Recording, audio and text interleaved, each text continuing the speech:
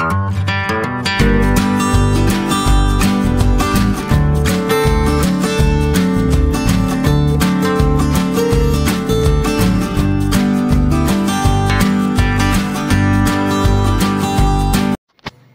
friends, இது வந்து last Saturday evening எடுத்த vlog தான்.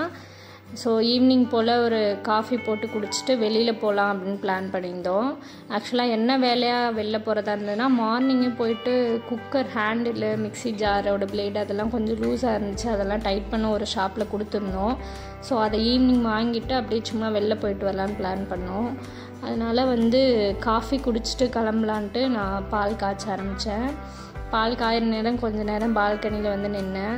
ஆக்சுவலாக எங்கள் 3 பேருக்கு கோல்டு ஆகிடுச்சு. அன்றைக்கி சாட்டர்டே நல்லா தான் இருந்தோம். நான் இந்த வாய்ஸ் ஓவர் கொடுக்கும்போது இப்போயே வாய்ஸில் கொஞ்சம் டிஃப்ரென்ஸ் தெரியும். எனக்கு ஹஸ்பண்ட்க்கு ஆக்சுவலாக ஃபஸ்ட்டு பாப்பாவுக்கு ஆதியாவுக்கு தான் கோல்டு ஸ்டார்ட் ஆனிச்சு. அதுலேருந்து அப்படியே எங்களுக்கு இன்ஃபெக்ஷன் ஆகிடுச்சு. வேறு வழி இல்லை இல்லையா, குழந்தைய தூக்கி தான் ஆகணும். அவகிட்டேருந்து எங்களுக்கு வந்து கோல்டு ஸ்ப்ரெட் ஆகிடுச்சு. ஸோ 3 பேருக்குமே உடம்பு சரியில்லை. பார்ப்போம், இன்னும் ஒரு 2 டேஸில் சரியாயிடும், பார்க்கலாம். அப்படியே காஃபி போட்டு குடிச்சிட்டு வெளியில் கிளம்பிட்டோம்.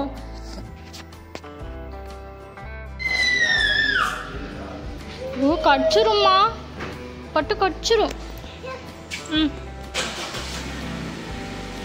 கார் போலாமா, பட்டு போலாமா?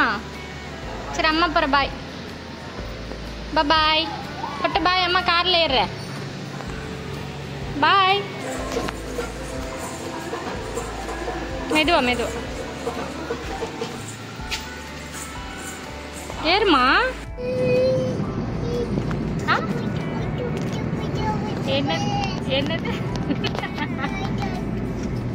என்ன பாட்டு பாடுறீங்க தங்கம்? எப்படி ஷூட் பண்ணும், எப்படி ஷூட் பண்ணும்? தலைகில வச்சிருக்க, எப்படி ஷூட் பண்ண? சவுண்ட் மட்டும் தான் வருது. அம்மா ஷூட் பண்ணி கட்டுவா. டாடா ஷூட் பண்ணுவோம். பண்ணுங்க. அப்போ டாடா சுட்டுட்டீங்களா? டாடா கால் ஓட்ட முடியாது. ஒண்ணும் இல்லை ஒண்ணு ஒன்றும்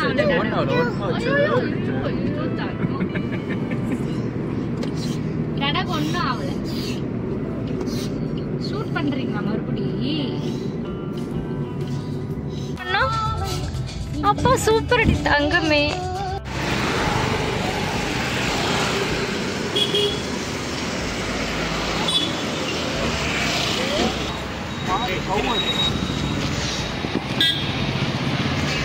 ₹20 மட்டும் வாங்க, ₹20 மட்டும் 4.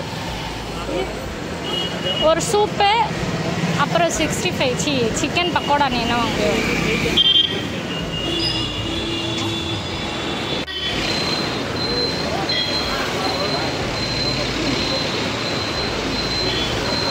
நல்லா ஏதோ ஒரு வகைறானா இது. ஆக்சுவலாக ஏதோ கிராஸ் ஆகிடுச்சு.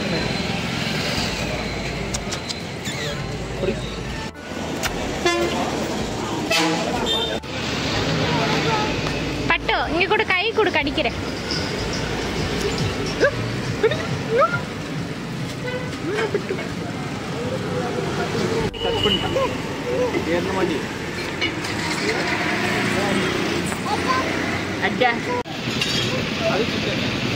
என்ன வேணும் பாப்பாவுக்கு?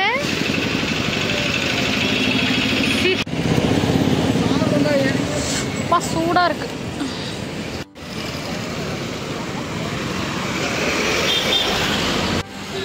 அம்மா இந்த குட்டி பாப்பா பாரு, அழகா இருக்கு. பட்டு பாட போது குட்டி பாப்பா செட் ஆகுது. சூப்பரா இருக்கு பாரு வியூ.